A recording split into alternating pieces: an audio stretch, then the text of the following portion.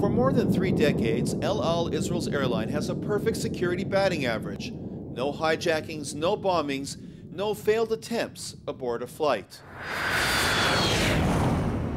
As with the United States, there's no shortage of airport security measures before boarding a plane, nor is there a shortage of terrorists who would like to blow up an Israeli aircraft over Tel Aviv.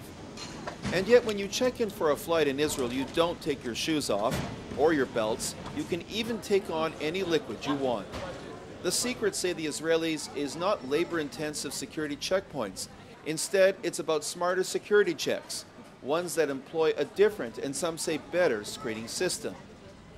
Every passenger is asked a few questions, and the Israelis do employ a controversial tactic, ethnic profiling.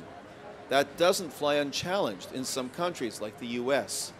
An Arab, a Muslim, a young European will go through more stringent questioning than an American Jewish tourist. Ethnic profiling, as problematic as it is the least problematic counterterrorism measure, because at the end of the day, you might cause some inconvenience to a so-called suspect based on his ethnic profiling by asking him another question or two questions altogether, but you don't really endanger his liberal democratic values, and in return, you might save life. This European businessman is going through an additional search. It's an example of ethnic religious profiling in action. He's asked if he's Jewish, and he's not. After a 15-minute check, he boards the flight. 95% of the passengers are asked just 2 or 3 questions, and the process finishes in 30 seconds.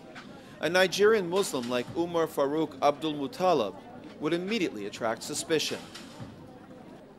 So I can tell you that if someone, he's a passenger, he is an innocent man, he's coming to flight, you will see very quickly that he has nothing to hide.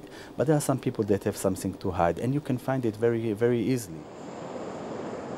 Israel Airlines security does not react to terrorist plots. It tries to devise them before the terrorists come up with the idea.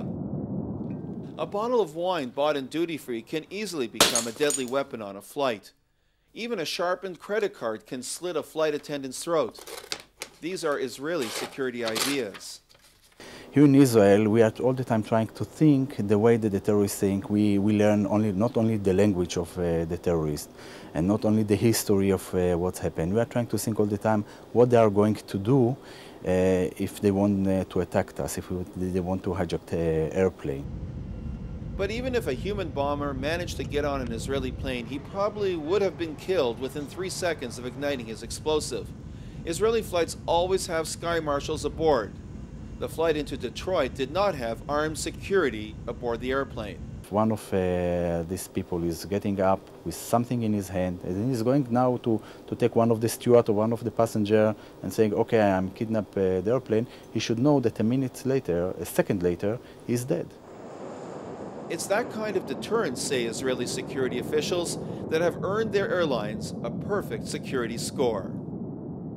In Tel Aviv, this is Martin Himmel for the Wall Street Journal.